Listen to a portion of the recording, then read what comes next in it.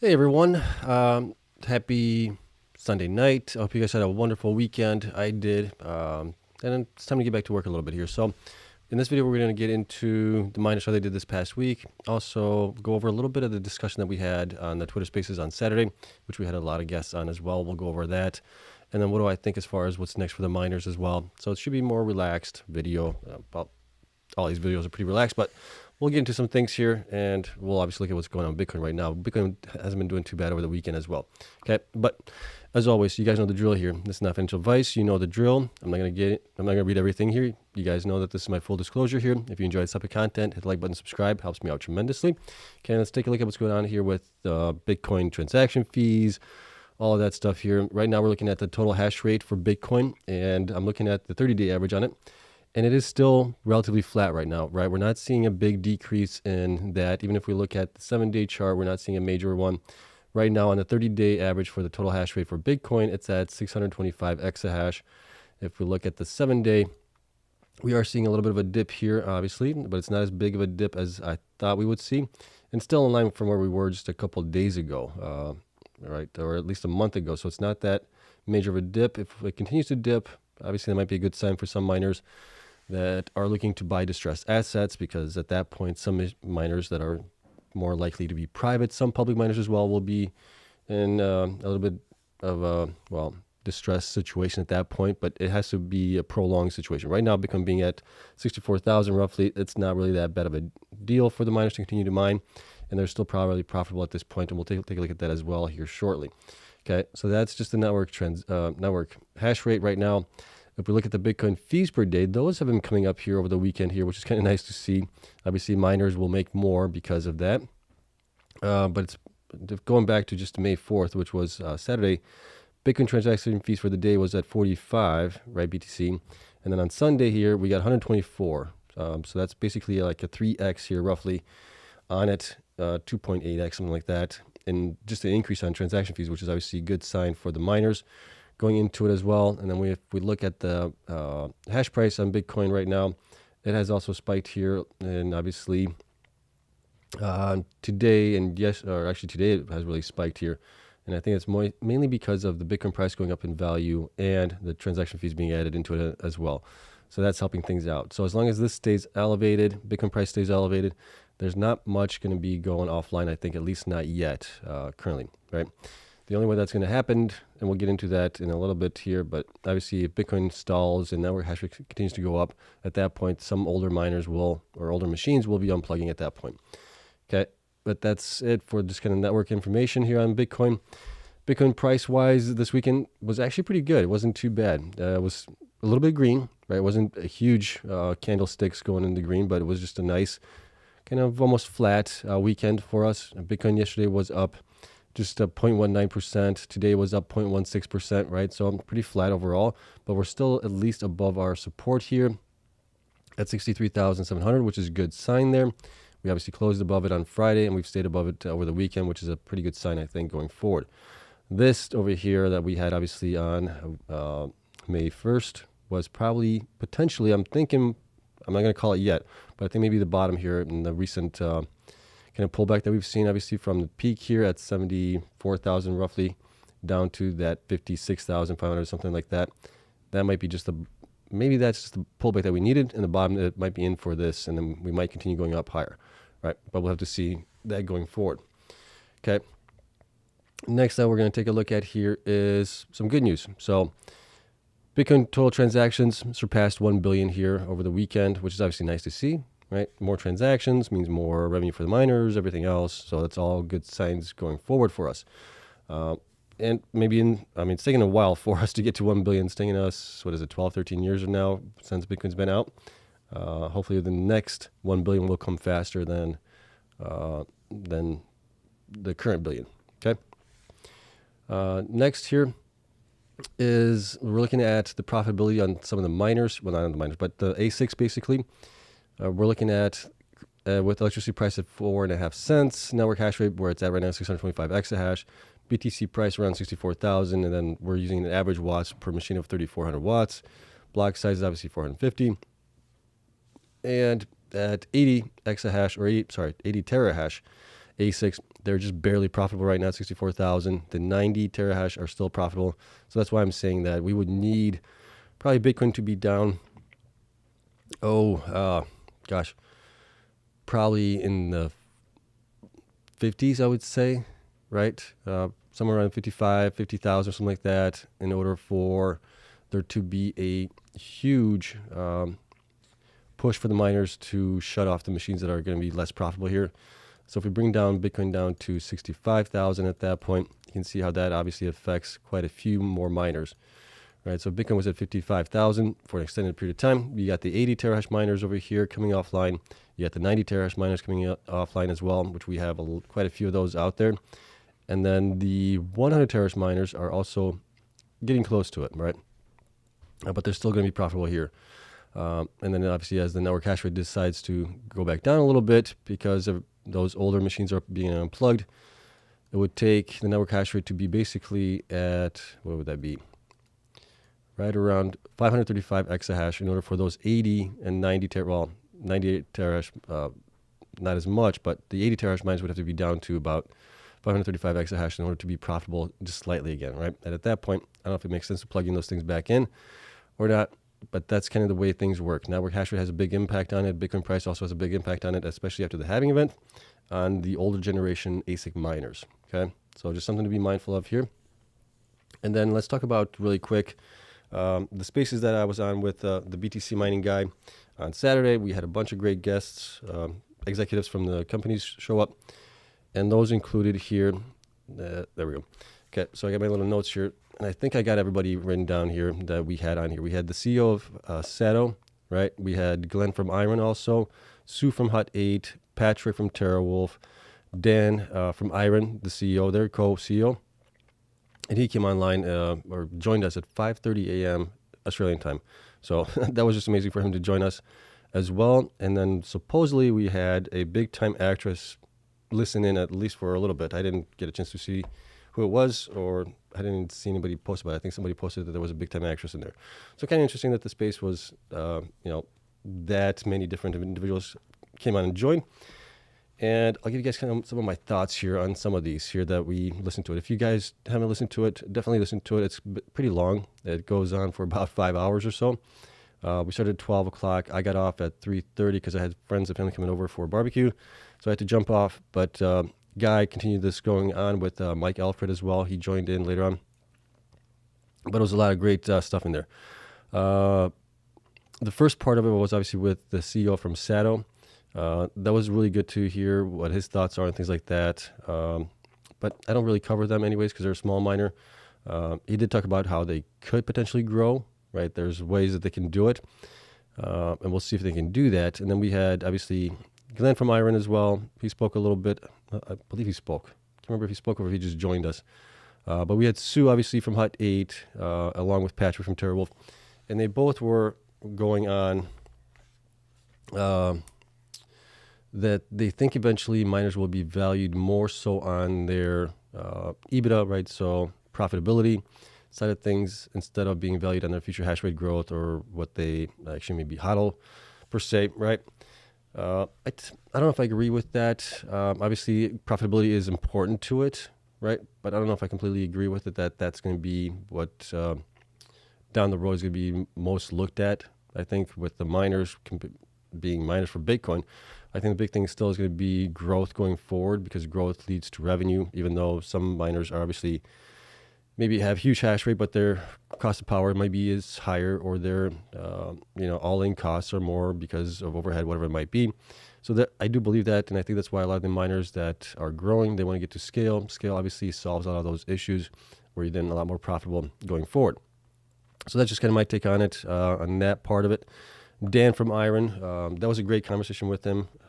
We asked him a bunch of great questions. Obviously, they are going to be providing us with the quarterly results. They are looking into, does it make sense for them to be basically headquartered in the United States? What else did he talk about? He talked about, potentially growing further their hash rate this year beyond the 20 exahash. They said that they have obviously the optionality to possibly remove some of the older miners that they have. If we look at them really quick here, They do have some miners that are the 100 terahash miners here. So we'll share a screen here.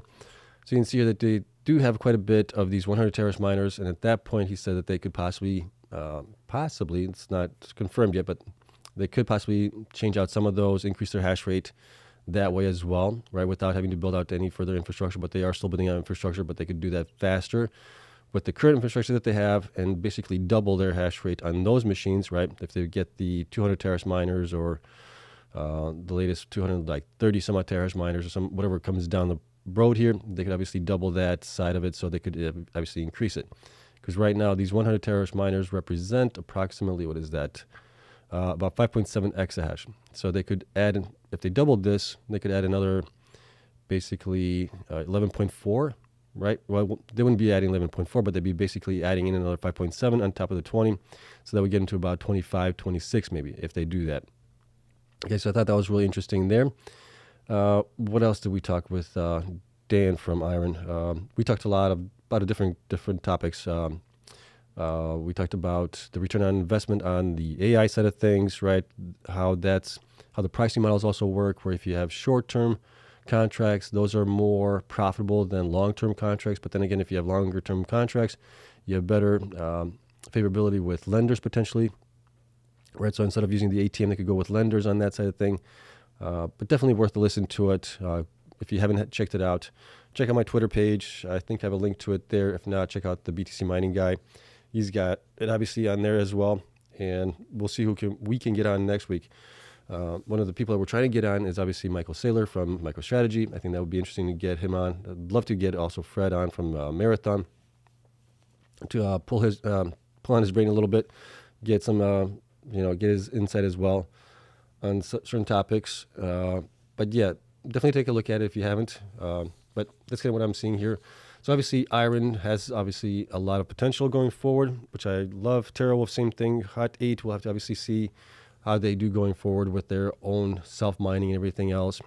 But that's kind of the way I'm seeing things right now, is the miners that are growing are obviously getting more value, or at least valued more by investors. I don't know if that's going to change over time. It may, but I don't think it's just yet. Okay. Now, as far as what the miners will do going forward, I think right now we're still obviously in the very early stages of the current cycle that we're in. We are definitely in a bull market, but we are still slowly going up. So in the meantime, the way the hash rate is at, the network hash rate, the hash price, all of that stuff taking that into account, I don't think that we're going to see a lot of miners capitulating, right? At least not the public ones. Some private miners that have older generation machines, those could obviously be coming offline.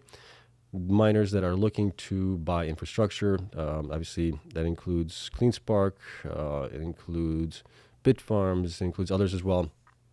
Those guys are definitely going to be looking to possibly buy those. I don't think it's going to be as distressed as we had thought prior, but there are definitely going to be some miners that are going to be potentially, thinking it over. But with that being said, I think the miners are going to continue to grow just the way that they have. They got obviously plans to grow into this year, next year as well. Bitcoin, I think, is going to continue to grow this year into next year as well.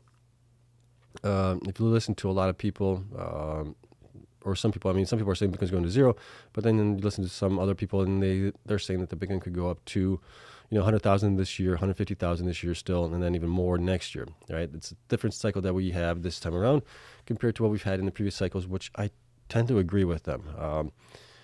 It is a different beast this time around, and quite frankly, I'm surprised by it.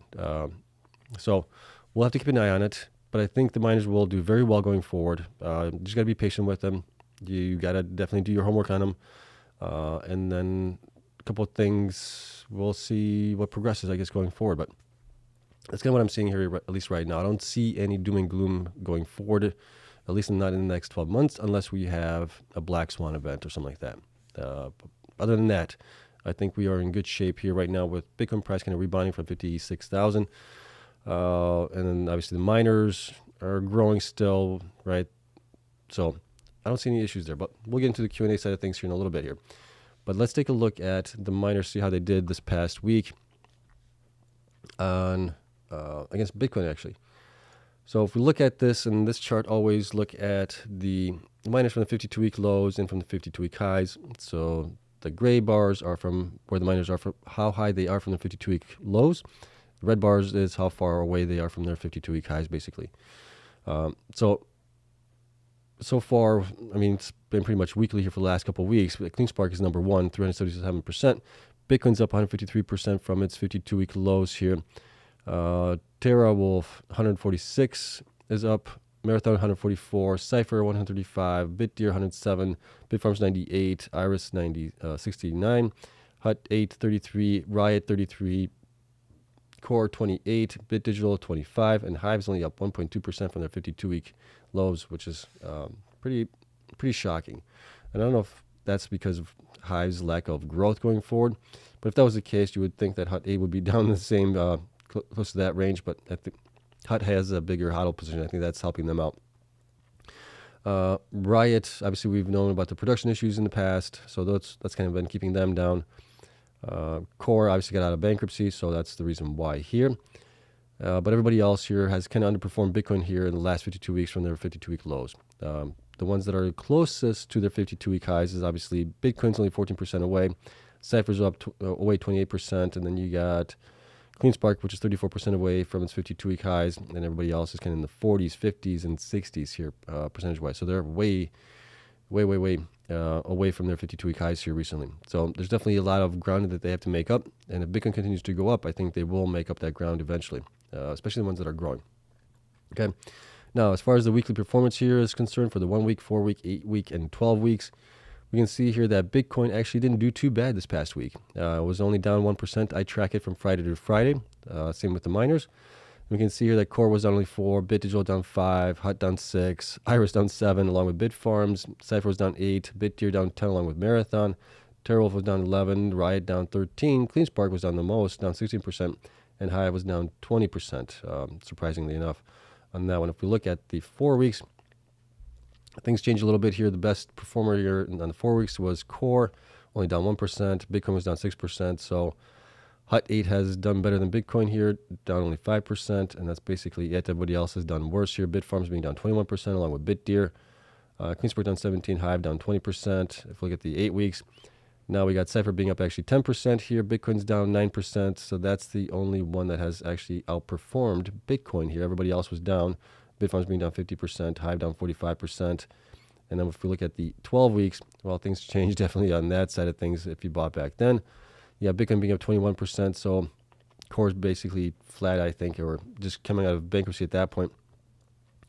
But everybody else here, except for Cypher, TerraWolf, and Cleanspark, those have outperformed Bitcoin. And then everybody else has underperformed, with Hut 8 being up 20%, Iris up 9%, Marathon up 9%, Riot up only 1%, and we got BitDigital down 13%, Bitfarms down 13%, BitDeer down 10%, and Hive down 23%.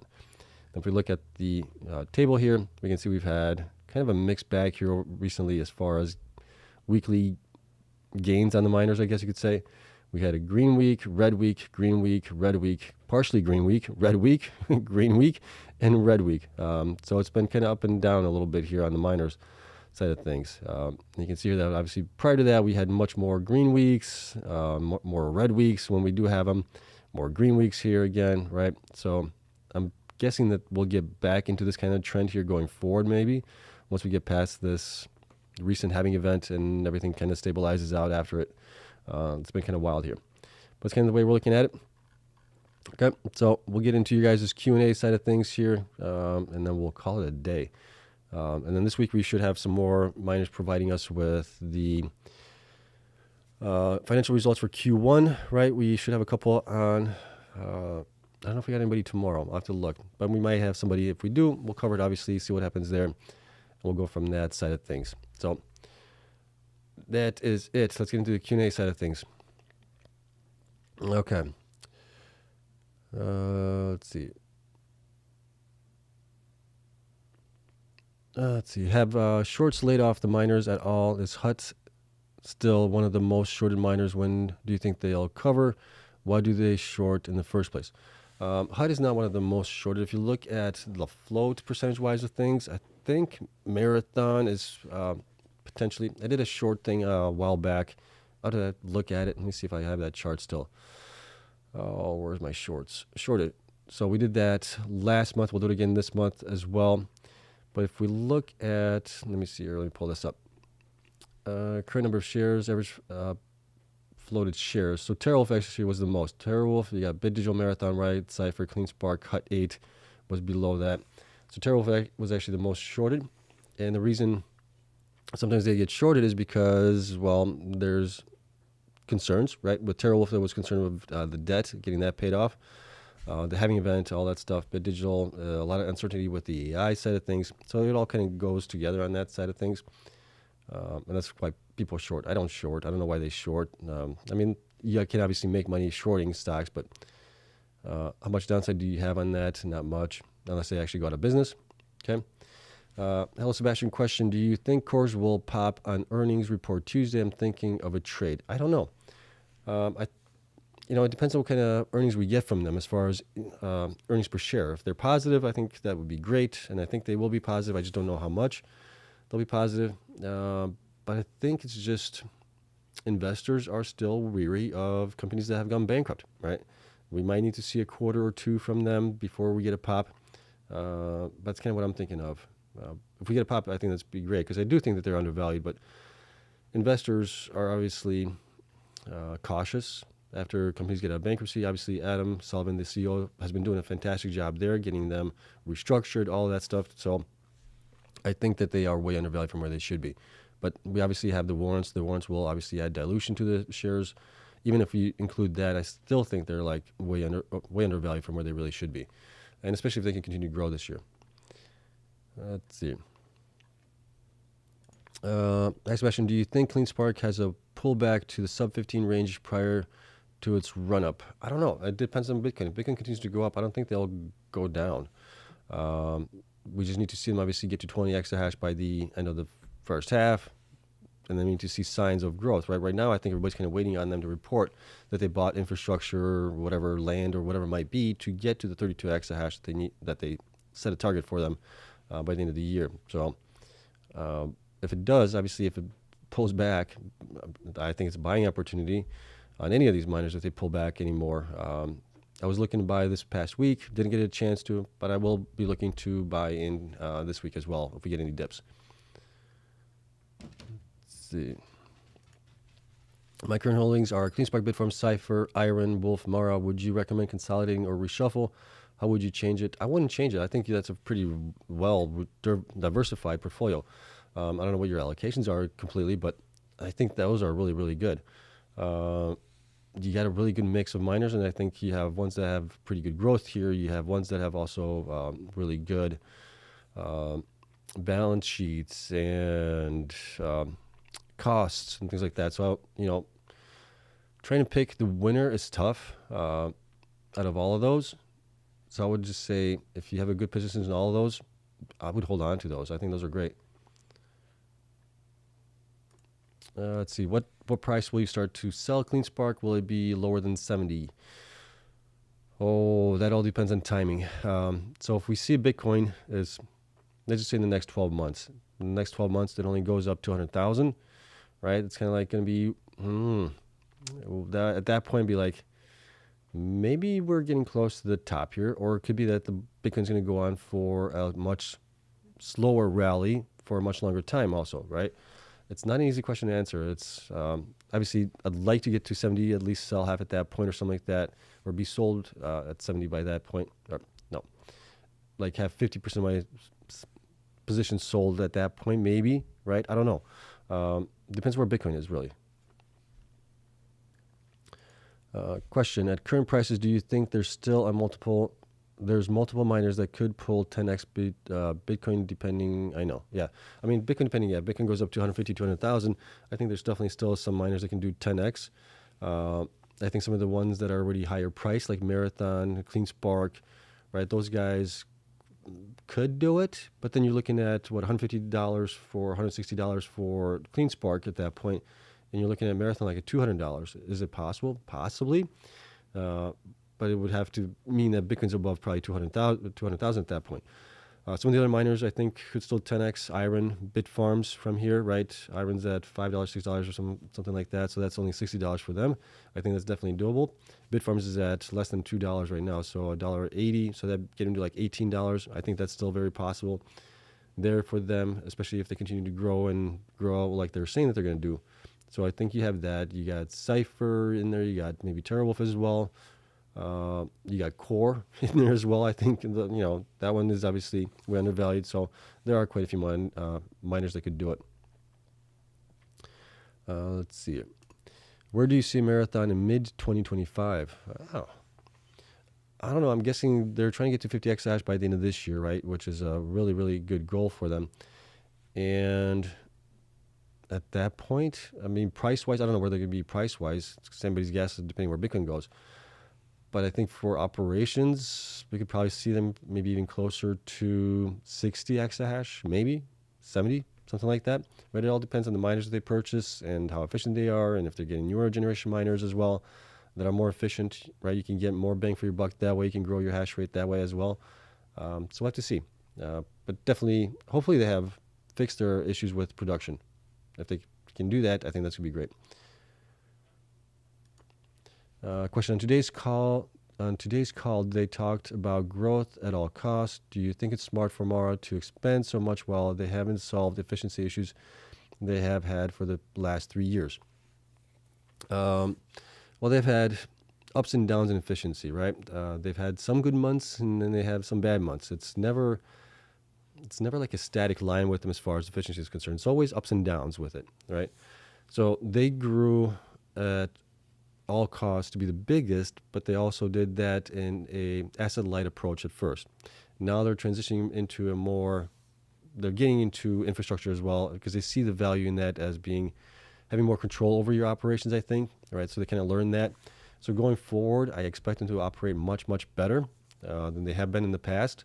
And that's just based on having your own infrastructure, having your own people there, people that are accountable for your machines, not somebody else's machines that, you're hosting with somebody and somebody else is having their machines in there. Who's going to care more about your machines, right? You or somebody that's basically you're a customer of theirs, but they also have their machines, right? So that's kind of a big thing there.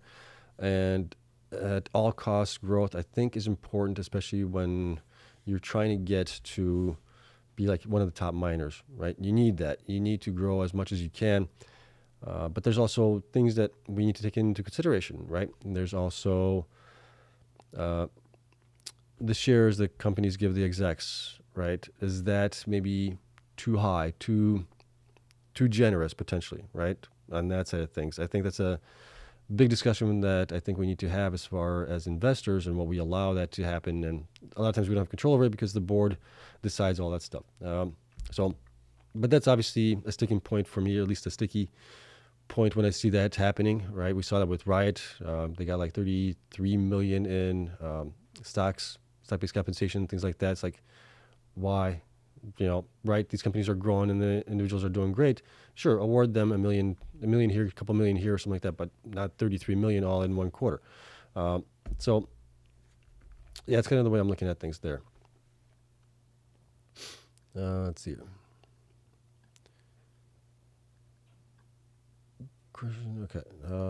Question, what do you think about Mara and Cleanspark's earnings for Q1? Your thoughts? Let's see. Mara's supposed to report this week along with Cleanspark, right? I think they're both going to have positive EPS because they have obviously Bitcoin on the balance sheet, right? The value of Bitcoin with the FASB rules is going to obviously provide that. And I did a video a couple days back, or actually before we started getting the quarterly results. Let me see if I still have that slide up or that chart. What was that going to be? We looked at it was called FASB. I think I called it FASB actually. Let me see here. I got too many sheets. There it is. Okay, so let's pull this up. So this was just an estimate based on what their HODL is like, right? HODL and the number of shares they had at the time that I had this. Marathon, just with the HODL, they're getting about $2.24 in EPS on that alone. Right, that's not taking into account any expenses or anything like that. That's just looking at the HODL, how much that has increased over the number of shares. Right, so that's for them. Cleansparks is $1.03. based on that, and then obviously it will depend on their operational costs, their overhead costs, SG&A, and all that stuff getting added into it, and the other expenses, and then that'll obviously decrease it from there, plus whatever their revenue was for the quarter as well. So that's kind of where I'm looking at, probably a little bit lower than that, but it shouldn't be too much more or too much less than that. Okay, so that's kind of what I'm looking at there. Let's get back into the Q&A. Let's see. I'm this close to going all in on Bitcoin miners. Good idea, bad idea? I would say don't go all in unless you've done your research on these guys, because they are very volatile. You may or may not know this already, but they're obviously volatile when Bitcoin goes up. They're volatile when Bitcoin goes down, even sometimes worse than Bitcoin. So you got to be in the right miners. Timing is obviously always going to be difficult because you really don't know where the bottom is going to be at. So I always recommend dollar cost averaging in, not financial advice as always. But I definitely do think that miners will do much, much better going forward here. It just might take some time. We're looking at the next possibly 12 to 18 months. Okay.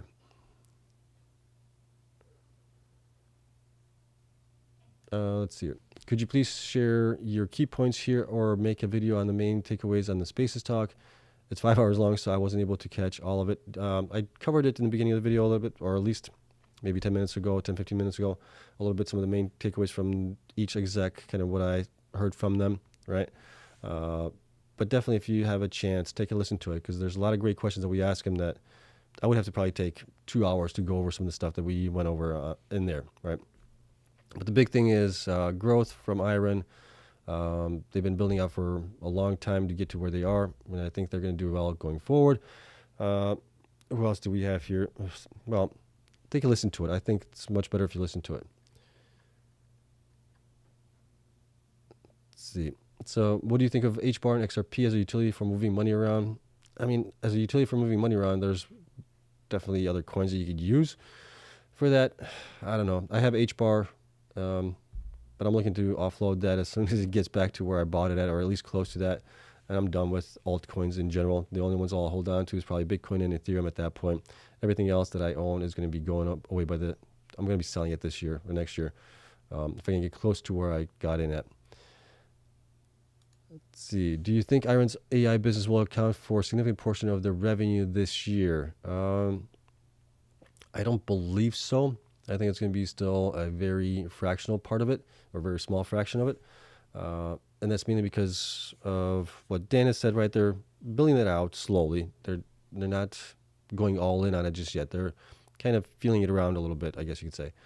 And with them using the AI for customers that have short-term contracts, it's more profitable for them that way. But he did say that they wouldn't mind having a longer-term contract, things like that.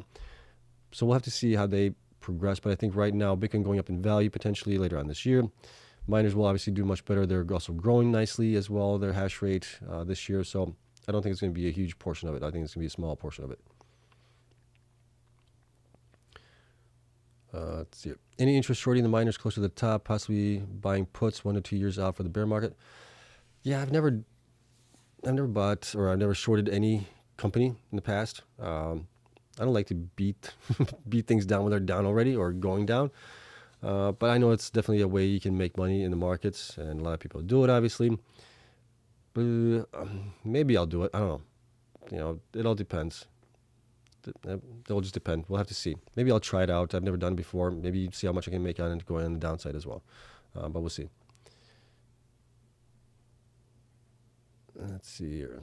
It seems Mara should solve efficiency issues and lower high cost per coin. Why am I more if unprofitable now? I think they're profitable right now based on just scale itself, right? Scale fixes a lot of problems that you have that are in fixed costs and things like that. But we'll have to see obviously what the costs are when they bought their own facilities. They're going to have their own people there. What are those costs going to be for those facilities? And at that point, we can probably see, yeah, you know, what's going on here. But definitely agree with you that they need to obviously fix their efficiency issues. And those were mainly because they were using third parties for hosting, and they bought those facilities. But, you know, maybe those things weren't as maintained as properly as they probably should be in the infrastructure there. So maybe that once they get that solved, those issues will go away. I'm kind of hoping that they will. Okay, but that is about it. It looks like we got everybody here covered already. All the questions are done for. So we'll see what happens this week. Obviously, I'm trying to see if I can find any kind of information as far as when the miners are actually going to be reporting here. I know what the miners have reported. I probably should put it in my little notes here, but I didn't do it. But let's take a look at the miners here really quick, and then we'll see if you guys have any other questions. We'll go one by one based on what TradingView is showing us right now. So if we go here, we can see here that, let's see here, Bitfarms is scheduled to report on the 13th. BitDeer is scheduled to report on the 13th. BitDigital is scheduled for tomorrow. Oh, that'd be interesting. That'd be cool. That's one I'm really looking forward to, is I want to see the AI side of things for them. How profitable is that actually? And then who else we have here on the big miners here? Cleanspark is going to be on Wednesday. Cypher is going to be on Tuesday, potentially. CORZ is going to be on Wednesday. So it's going to be a busy week here for a lot of these companies providing. Hive is showing that they're going to be not until the end of the month here. Hut 8, not set yet. IREN is going to be posting, I don't know if it's going to be Wednesday. Excuse me. I spoke with Dan on the Spaces on Saturday. He said that they are going to be posting it within the next 2 weeks. So I don't know if that's been set yet. So I would take this with a grain of salt here on this date here for IREN. Marathon is supposed to be reporting on Thursday. Riot already obviously reported. Riot was the first one. And then TeraWolf is going to be reporting potentially on next week, Monday the 13th, it looks like. So it's going to be a busy week for financial results, and we'll obviously dive deep into all of these guys here when they do happen. But let's see if we got any more questions, and if not, we'll call it a day. Let's see here. Question, how much of contract does CORZ have with its own AI hosting? They have the customer, I can't remember the name right now, but they are leasing an HP facility that's going to be used for the AI hosting with CoreWeaver, I think it is. Correct me if I'm wrong on this, but I know it's a company that they're going to be hosting those machines for them there. But I don't know how big that's going to be yet. I think it's 100 million potentially over 2 years, 3 years. Correct me if I'm wrong there also. I'm going off memory. When do you think we run into the BTC supply crunch, if that actually happens? We're already in a supply crunch somewhat, right? It all depends continuing on the ETFs. If they continue to buy like they did before the halving event, we're going to obviously see a big supply crunch, because they were buying up, several thousand BTC a day. So, and the miners are now only producing 450, and 20% of that is basically in the United States, right? Roughly. So it'll be interesting to see, but I think it will happen eventually. And then you also have companies buying more Bitcoin too, right? You got Block buying it recently. That they came out with their, with their earnings. I think they came out and they said that they're going to be buying monthly now or something, or daily or something like that. So as we have more companies doing that, that's going to obviously drive supply also even more, or drive demand up, which obviously the supply is low as it is. Okay. All right. So that is it. We'll call it a day here. Hopefully you guys enjoyed it. If you did, hit the like button, subscribe, helps me tremendously. And then obviously my little sales pitch here. Get access to all my patrons, get all access to my spreadsheets. Link is down in the description for that. $8 a month. And then you also have $5 and $4 a month tiers as well. They all have access to the Discord through that. And then if you pay for the yearly, you get 10% discount on it. Okay. That's my little sales pitch. Thank you to all the Patreon members. Thank you to all the YouTube members. Thank you to you guys coming in here to watch, coming in here to chat as well. Definitely greatly appreciate it. Hope you guys have a great week. It should be a fun one. We obviously have quite a few miners providing us with the quarterly results. Big one that I'm looking forward to is obviously BitDigital, to see how they're doing with their AI side of things. Obviously Cleanspark, Marathon, all those guys also. So we'll see how all that progresses. Okay. Otherwise, have a wonderful week. I'll see you guys in tomorrow's video. We'll do a live stream. I'm doing live stream pretty much every day now, because it just saved time for myself. And I think it's also great that I can interact with you guys here with the questions and things like that. Okay.